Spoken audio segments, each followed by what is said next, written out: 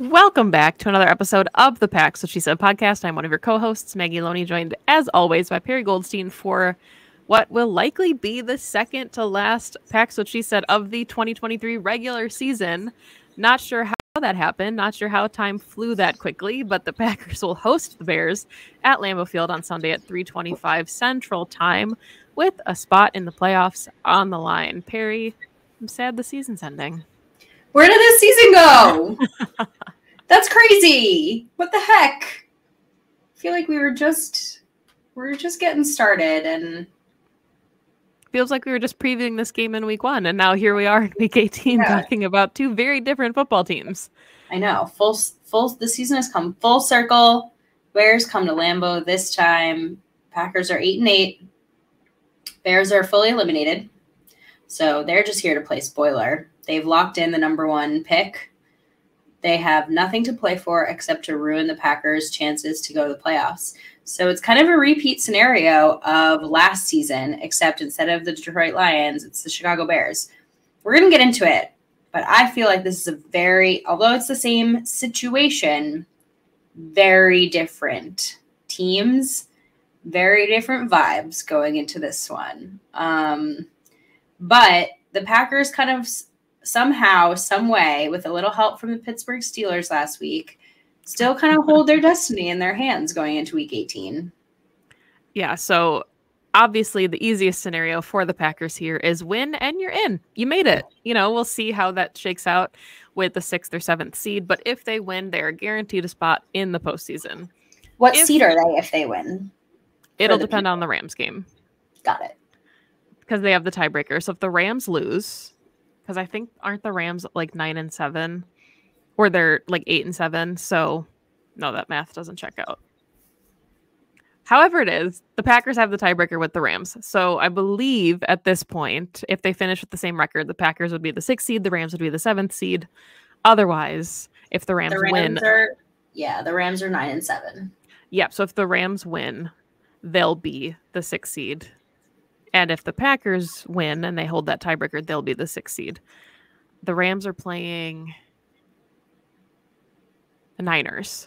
And the Niners might be sitting. We're not sure. They have the 1st seed, so maybe they don't sit 2 weeks in a row, their starters. But either way, the Packers just take care of business and none of this matters.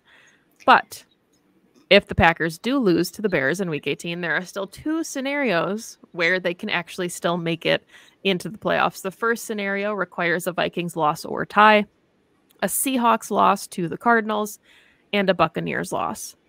The second scenario, very similar. Vikings all 3 of those things need to happen, though. Yes, all 3. Mm-hmm. The second scenario is, once again, a Vikings loss or tie, a Seahawks loss, but this time a Saints loss. Basically, the Packers just need somebody that they lost to win the NFC South, because they, if it was like the Falcons, they lose that tiebreaker for a playoff spot. So they need the Falcons to win the NFC South. They would need the Bucs and the Saints to both lose. And then if the Vikings lose and the Cardinals beat the Seahawks, which felt far-fetched, but then we saw them beat the Eagles last week. So potential, is there for an upset. Those are the things that you'll be looking for as a Packer fan. What happens with the Vikings game against the Lions? What happens with the Seahawks against the Cardinals? And then what happens with the entirety of the NFC South? But once again, if the Packers win, none of that matters because they're in. So really only need the scoreboard watch if the Packers lose.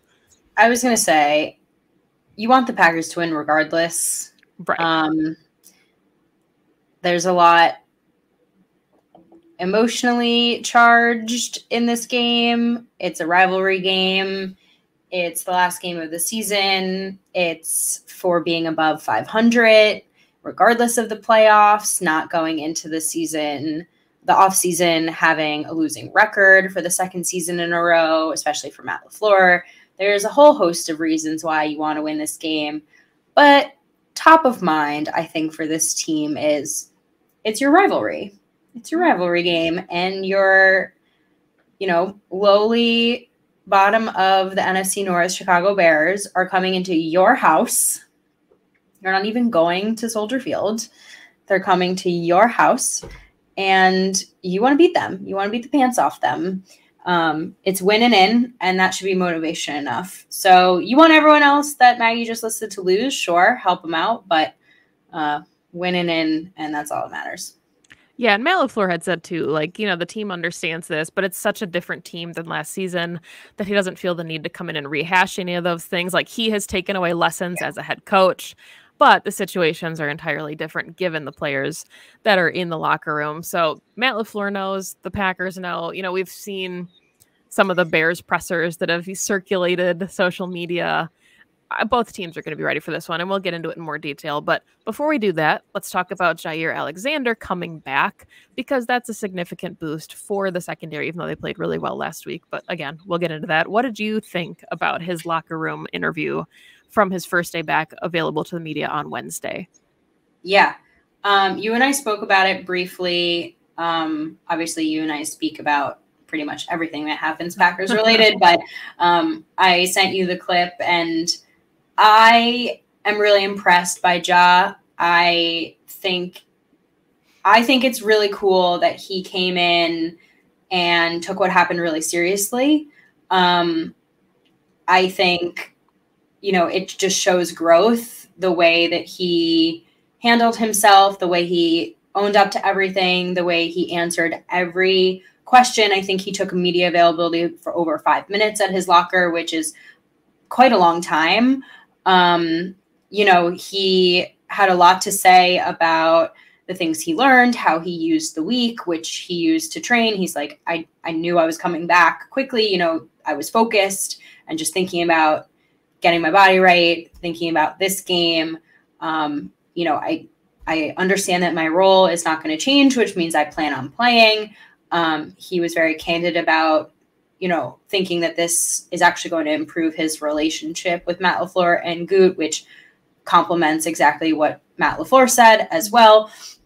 But really what stood out to me was that he didn't give like a lot of placating language. He actually gave like concrete things that he learned from this, namely being like the way that he communicates across the board. And he said, I am really comfortable communicating with my guys, but sometimes it's really hard for me to communicate outside of my teammates.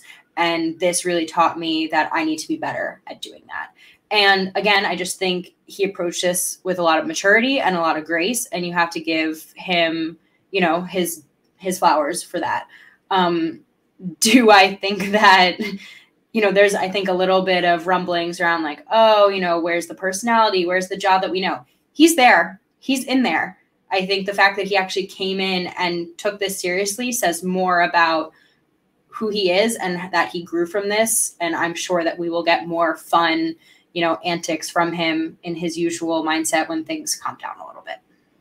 Yeah. And I mean, we had talked about, not wanting to hypothesize or try to guess what the vibe would be in the locker room if there was like a disconnect between players and what the suspension would do. And it seems like all it did was make the team closer and give them more accountability. And Jaire learned from it. Matt LaFleur had said, going into the whole week that he wasn't going to talk about it, but he was confident and comfortable with their relationship. And it just felt like, whatever your stance was, whether you thought the suspension was the right thing or not, that the team benefited from it. Jaire learned from it, and they're moving forward. And it seems like, he's kind of rejuvenated himself a little bit, maybe like he's on the up and ups, and he's ready to, go out there and prove himself. And that's really all you can ask for. There doesn't seem to be any wedge or anything that was brewing, which we didn't really think there would be, but all things considered, I think it was handled the way that it needed to be in both parties. Everybody's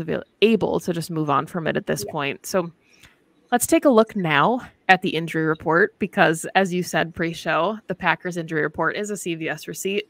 not surprising in week 18 of the season, but the Bears only have 6 on theirs. Packers, I think, had 20 plus. So we'll go through those. To be exact. 21. So we'll go through those.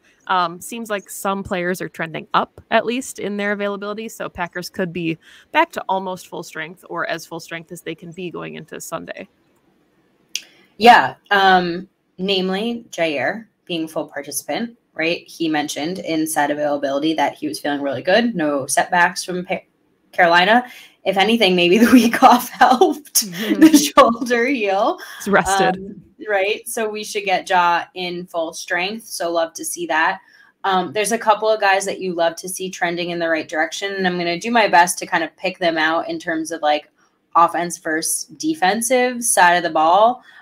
So sticking with the defense, right? You have Devondre Campbell back as a full participant, which is really great to see from a neck injury perspective, especially when you lose an Isaiah McDuffie with a concussion. He is a do not participant. I think you expect him to be in concussion protocol this week. Yeah. Rudy Ford is still a DNP, which is unfortunate.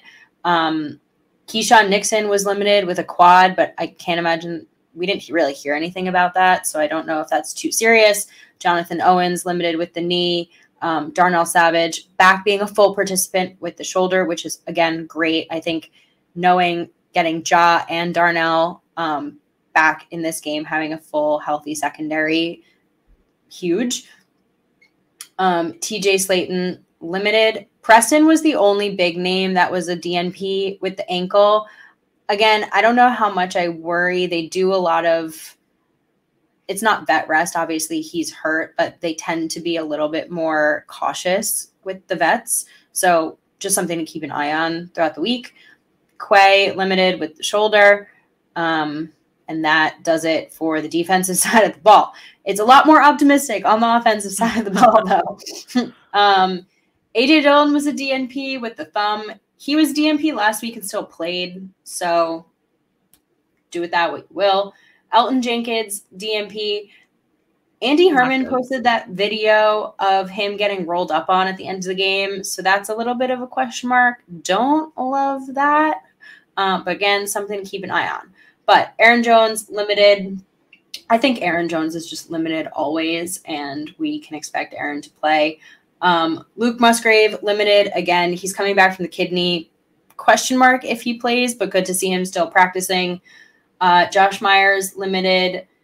Jaden Reed, limited. He also, in his availability afterwards, said x-rays came back clear. He's feeling good. I think he might be the toughest guy ever. He's been banged up all season.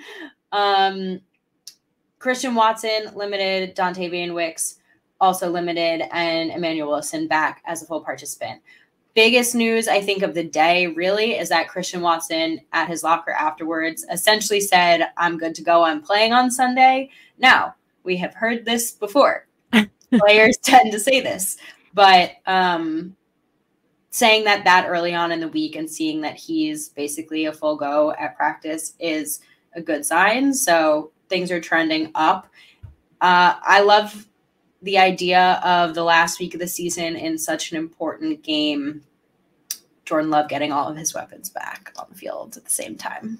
It'd be really strange if in week 18 that was the first time we got to see all of them together, like every single player back. And we'll see, what roles they would even play. If Luke Musgrave is back, I doubt he's going to play like 80% of the snaps. Like there'll be a rotation for some of these guys, but would be really fun to see Matt LaFleur have his entire arsenal at his disposal. Oh, go ahead. What would he even do? So this is my question is what would the snap count rotation even look like at this point? It's like too many cooks in the kitchen. You'd have to have very specific roles for some of these guys, which is exciting, but also it's hard to argue taking some of these guys off the field. The fact that you see Bo Melton and Malik Heath having the games that they've had for this offense and they're 5 and 6 on the depth chart, to have that type of well-rounded unit is really a testament to the entirety of the offense and the way that they've all stepped in. My dad and I today were talking about because my dad asked me that, and he was like, be some weird, difficult decisions almost because they've had to have so many guys step up, what kind of decisions you would make once everyone is healthy. And then we were wondering how many times this team has gone 5 wide. Mm-hmm. And I feel like the answer has to be very low, just considering availability. But how fun would that be? I mean, I doubt Matt would do it, obviously, because of how much he loves his 2 tight end sets and just the way that they run this offense in terms of their personnel packages. But just imagine having all of that speed and young talent just stretched out wide. I don't know. The Bears seem to have a lot of tricks up their sleeve What if the Packers just threw all of their wide receivers at them? Yeah. I mean, and so let's talk about the Bears defense, or I guess both sides of the ball. Not as banged up as the Packers, but some significant names on their side of the injury report. Jalen Johnson did not participate as of Wednesday with a shoulder injury. Cole Kmet has a knee injury, did not practice. Darnell Mooney still in concussion protocol, has yet to practice. DJ Moore has an ankle injury, is limited, but likely to play. And then their long snapper is a DNP. So maybe they have an emergency long snapper, but he's got a foot injury. So some big names on there, particularly on the offensive side of the ball, 3 weapons for Justin Fields. But let's go ahead and talk, since we kind of touched on the Packers' offensive weapons being back healthy. Let's segue into this offense as a whole and talk about this Bears defense, because this Bears defense is pretty freaking good in some ways, not as an entirety, but there are some things it does very well. Yeah, I mean, it's obviously not going to be like the first time that they played each other. The Bears defense has a very high turnover differential right now, right? So the Packers offense is going to have to play clean football. But also this Packers offense is not like the first time they played either. And I think, quite frankly, they're a lot better than some of the teams the Bears have been playing recently. So it's going to be a test for both sides of the ball. I think, look, Jalen Johnson has been talking a lot of smack. We'll see if he can walk the walk. Yeah. So, I mean, speaking of, this Bears defense, some of the things they do really well, obviously they have the first ranked defense in interceptions, 22 picks on the season, which is very impressive, especially to see the number 7 have come from their 2 inside linebackers that they both, they signed in free agency. So really interesting to see such a high number coming right in the middle of their defense. They have 3 different players with 4 picks, which is, again, really impressive. And then they're first in the league in run defense. So they're giving up only 84 yards a game on the ground. Maybe, okay. I don't know what that means as far as, if you're unable to pass or throw against them. Like you said, they haven't played necessarily the toughest talent down the stretch here, but where the defense is not as good, they are 32nd in red zone defense. So first in turnovers, first in rushing yards, but 32nd in the red zone. So definitely opportunities for this Packers offense if they get down the field to capitalize and put points on the board. Yeah, for sure. The thing for me is, again, if the Packers play clean football, which I think they're fully capable of, Jordan Love has been really sound with the football down the stretch this season, right? He had a tough go of it in the early games where he turned the ball over a bunch. He has 11 picks on the season, but they were concentrated in the first half of the season. If they can limit the turnover-worthy plays and not allow the Bears to get any takeaways, I think this Packers offense is fully capable of moving up and down the field on this Bears defense, and especially, like you said, being able to score in the red zone. The Packers have been able to improve their numbers in the red zone considerably over the course of this season. And the run defense, to me, doesn't seem like a detriment, because the Packers have barely had a run game all season, and they seem to be doing just fine without one. So, again, I'm looking at some of the teams that the Bears have played in the last couple of weeks, and they've had some good running backs, right? They played the Lions, who have a great rushing attack, the Browns, who, they lost their best, but the Cardinals, not great. The Falcons are not using their rushing attack well, so I don't even know what to say about that. But being able to keep Bijan Robinson under 100 yards is still an admirable feat. Let's see what they can do against Aaron Jones, But I think even if you have a day where Aaron Jones and A.J. Dillon combine for under 100 yards, that still, to me, does not mean a recipe for the Packers losing this game. They have been able to win pretty much every game this season that they've won through the passing game. That's the strength of this team right now. So I think their strengths match up well with the Bears' defensive weaknesses. Yeah, something I thought was really interesting. So in week 1, the Packers put up 329 total yards of offense against this Bears defense. So in the last 9 games that the Packers have played, they've been over 320 total yards. So you're just seeing the consistency more and more, because there was that stretch, obviously, Falcons, Saints, tons of struggles where they weren't able to move the ball efficiently or effectively, especially when it came to scoring points in the first half of the game. But it seems like a lot of those things have worked themselves out. And we're seeing an offense that now in back-to-back weeks has put up 33 points. So yes, the Bears are also putting up some significant numbers on offense, and they're putting up some good points, over 27 points the last 2 weeks. So, depending on what version of the Packers defense we see, maybe we're looking at a shootout situation, but definitely more comfortable with where this Packers offense is at than we would have been going into the season. Yeah. And I mean, Jordan Love in the last 5 games has a completion percentage of almost 70%, 68.3%. Yeah.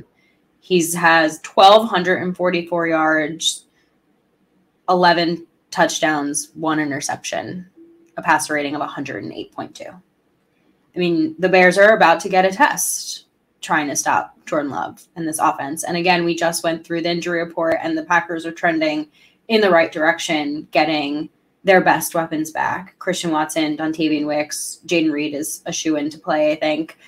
Aaron Jones and potentially A.J. Dillon, depending on that thumb.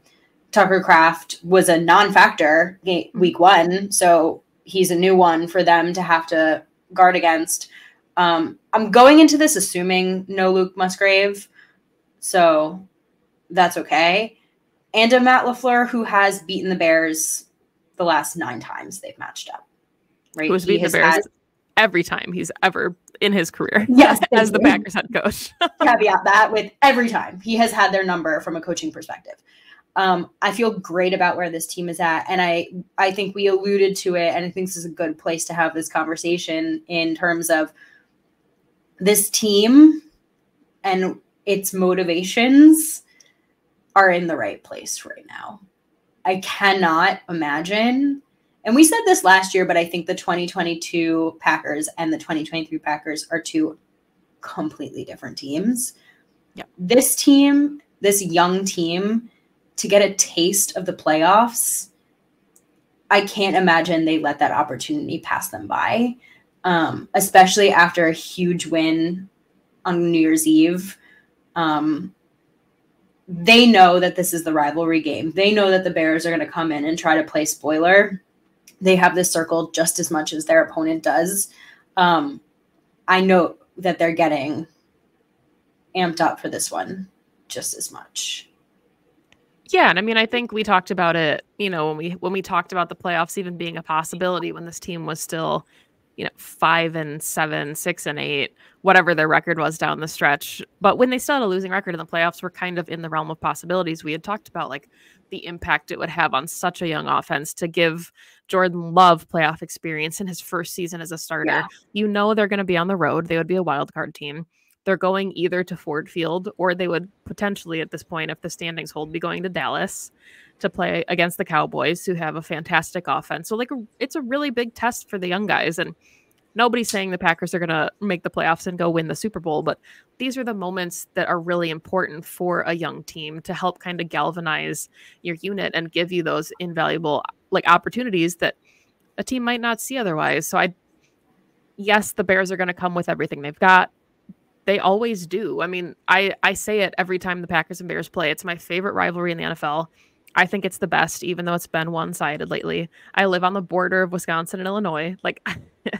I've, grown up around this and seen it. And it's always a fun one when these 2 teams get together. And, both teams are going to bring everything they've got for it, even though what they're playing for is a little bit different in this week. I think the Packers are going to get up for this one hard. Hardcore, especially coming off a huge win against Minnesota. I think the Lions playing spoiler last year felt a little bit like a foregone conclusion. That's a Lions team that is a team that can play spoiler. That's a Lions team, you know, a Dan Campbell led, bite your kneecaps off, trending in the right direction type team. I think the Bears are going to try to be that. That's the team that they're going to try to be coming into this. I just don't know if they have it in them.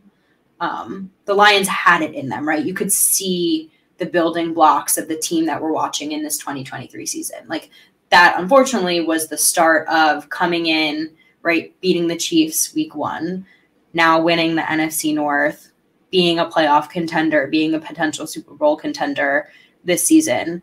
They were trending in that direction. The Bears are one of the worst teams in football again this season. That's not the same type of spoiler team that we're seeing from last year come into Lambeau Field this year. So, and then I don't think that's a homer take. I think that's a very like objective take. I agree. And but I will say, you know, if you're a Bears fan that happens to be listening to this, there's a lot of reasons to be optimistic about the Bears as a team in the future. And maybe people aren't going to like hearing that as Packers fans, but they own the first overall pick. If they lose to the Packers, they're still picking within the top 10. So they'll have 2 picks within the top 10. And if they decide to trade Justin Fields, they can probably get a couple picks. Or they trade the first pick if they're rocking with Justin Fields and they get a haul of picks. Like there's a lot to like as far as the rebuilding structure of their team. So there's plenty to be excited about. And obviously, if they came in and played spoiler, that would kind of catapult them to the next level that potentially we're talking about with the Lions. Like there is a potential there, but I also like the resiliency and the makeup of this Packers team more than I did last season. It just kind of felt like the writing was on the wall for the 2022 Packers and everything was a struggle. And I don't want to say their hearts weren't in it because I would never say that about like an NFL player, but it just feels like this is such a young, hungry team that wants it more. And I feel like they're going to come really prepared on Sunday. That was well said. I agree with everything you just said. You said that better than I did. I agree with you. And I agree that like this is also a huge moment for the Chicago Bears as a team. If I'm a Chicago Bears fan, I'm saying like you go in and you win this game. That's huge. That is a like you don't count right. You don't count moral victories really in the NFL, but I think for a team that's really trying to right the ship and turn things around and point it in, you know, going in this upward trajectory for all the reasons you just listed, right? All the picks, all the opportunities, all the big choices they have this offseason to walk into the offseason with a huge win against your division rival would mean a lot to this team. I don't want it to happen as someone who roots for the opposing side, but if I was a Bears fan, that would be everything. Let's flip it. Yep. Because this is still a Packers defense that, albeit had a nice day against the Minnesota Vikings, I still do not trust. And Justin Fields is a player. Mm-hmm. And he is a player that can run all over you then, and that has always been a little bit of the pun intended Achilles heel of this Packers defense. Yeah. So he is missing some of his weapons. Like you just mentioned, there are a number of them on the injury report right now. So that is definitely something to watch over the course of this week. But he can kind of be a one-man running show. So getting a Devondre Campbell in full form, getting a Quay Walker healthy back to spy are going to be really key for this Packers defense. Yeah, and I mean, we talked about, like, yes, the Vikings had Justin Jefferson, they had Jordan Addison, but could a rookie quarterback or an unproven quarterback, whether it's Nick Mullins or like Jaren Hall, could they get them the football? Justin Fields can get DJ Moore the football, and we have seen him do that repeatedly. DJ Moore has 1,300 yards on the season, 9 touchdowns, and there's a chemistry there. And Justin Fields can keep plays alive. We've seen him look like he's about to take a sack and run for 50 yards. And these are things that the Packers defense, we've seen them lose contain of quarterbacks that are less mobile, like a Tommy DeVito. So these, a Baker Mayfield even, like Justin Fields is hard to take down. And that's what you need to see from this Packers defense is the gap integrity that has been missing for a lot of the season. But I also think it's kind of the same, you know, recipe for success that we've seen against like the Vikings and some of the other times that Joe Barry has dialed up pressure is if it gets home or if you force some errant throws, the secondary will also have a couple opportunities for takeaways. Like Justin Fields isn't going to throw you a perfect ball every time. So there's going to be opportunities there for takeaways, and the Packers will need to capitalize on those. And I think you also have to make the Bears play the long game. Like you have to make them march down the field 80 yards. You can't give them short fields because then they're going to put up points. Yep. 100%. Well said. Gap integrity was like 1A. Spy, Justin Fields, and gap integrity are 1A and 1B on my list of things this Packers defense has to do well. Your playmakers need to make plays, right? Rashawn Gary, Preston Smith being hurt, I think is unfortunate, but who's the next guy up? Who's going to show up? Is it going to be LVN? Is it going to be JJ Enagbare? Is it going to be TJ Slayton? Is it going to be Devonte Wyatt, who I think has been playing really, really well the last few weeks, just hasn't shown up on the stat sheet yet, right? Who is it going to be that's going to show up in those key moments and make the big third down stop? Pressuring Justin Fields is not the easiest thing, as you've alluded to, but you're going to have to do your darndest to try to get him down. I need a big game from Rashawn Gary. Yeah. Because I mean, and it's not like, you know, he fell off or anything like that, but Kenny Clark, we always call Mr. December, right? Because he comes on hot in December. Rashawn has a half sack for the entire month of December. Yeah. And we've talked about it every week because I'm like, God, he's one away from hitting double-digit sacks on the season. Like, come on, Rashawn. Big game from Rashawn. Get a couple sacks, set a career high, and just kind of skate into the postseason. Walk away from it. Yeah. And then the secondary just playing like sound, good, communicative coverage. This is not a Bears wide receiver core that's going to beat you over the head. You said it, DJ Moore and Justin Fields obviously have really nice chemistry, but it has improved between now and week one. It has changed exponentially. It is not going to be as easy as it was week one, but getting Ja back, I think, is going to be huge in this regard. Just play sound football. Take the opportunities, get takeaways when you can. But for me in this game, don't do too much. Don't get overly aggressive. Make the tackle, wrap the tackle, go for the PBU. Don't try to do too much because that's when things will get ugly and you will let them keep this game close. Yeah, and I mean, I think that's not to keep going back to the Vikings game, but one of the keys to success was the best defense is playing offense, and that's what we saw from the Packers. One time of possession by 15 minutes. If you don't let Justin Jefferson touch, see, I did it now too. If you don't let Justin Fields touch the football, he's not going to put up points. Yeah. And yes, their defense is ball hawking. We've seen it. They're forcing turnovers. Play clean football, protect the football, long sustained drives, and that's the recipe for success, is to make it a lopsided game and own the time of possession and make it difficult for the Bears. Because if you give them additional opportunities to score points, they've proven in recent weeks that they can and they will. So don't let them take the ball away and get an easy an easy field goal. And like you said, keep themselves in it. Especially to keeping this defense on the field, letting them get gassed. We've watched it just spiral down, right? It is a recipe for disaster. So I agree with you.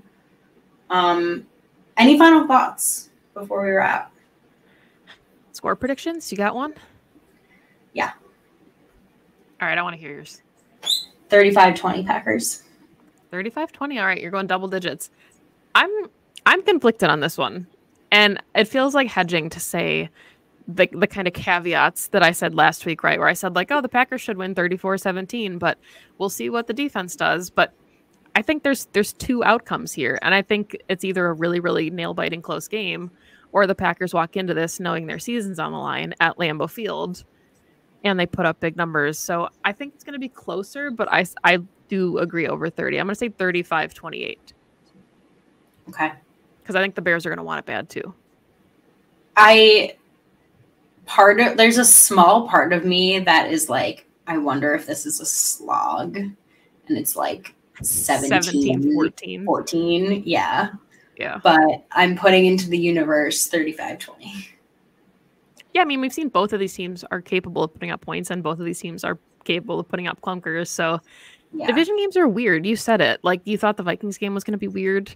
Every game this season for the Packers has been a blowout in one way or the other. Their 3 away games have been a blowout in their favor. Their 2 home games so far have been a blowout going the other way. So we'll see what they're able to do on Sunday. Jordan Love is sub 200 yards away from 4,000 yards on the season. So big milestone for J Love. And when you're in the playoffs, Green Bay Packers, in your quote unquote rebuilding season, crazy times. Yeah, it really doesn't get any more straightforward than that. Win. And Jordan Love makes the playoffs in his first year as a starter. Thank you for listening to the show. We'll be back on Monday, hopefully, to recap a Packers win and talk about their playoff opponent. If not, we'll still be here to talk about it. Whatever the outcome. You can follow the podcast on Twitter at PWSS Podcast. You can find Perry on Twitter at Perry_Goldstein. You can find me on Twitter at Maggie J. Loney. You can also find the podcast on all of your social platforms at Pax, which she said. If you're listening to the audio version of the show, thank you so much. We appreciate all of the downloads and the likes. And if you're watching us on YouTube, thank you for that as well. And we also appreciate the likes and the subscriptions. Go Pack, go. Go Pack, go.